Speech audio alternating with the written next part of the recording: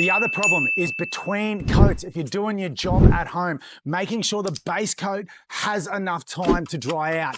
If it doesn't, there's only one way the water's going to be able to get out, and that is up and through. So you'll notice they call it sweating. You'll actually see these sweat beads or little places within your micro cement floors in your bathrooms or wherever you're doing it, and that is not dry yet. That is a clear indication to stop what you're doing and let it dry out, especially in these colder months. It has to be dry enough between coats, and especially when you come to seal it, because that will actually trap all the moisture in, similar to what we have had here. The difference with this is the moisture was in the 100 mil of concrete that we've had there. So make sure you spend the time to dry out the area first between coats and 100% before you seal it.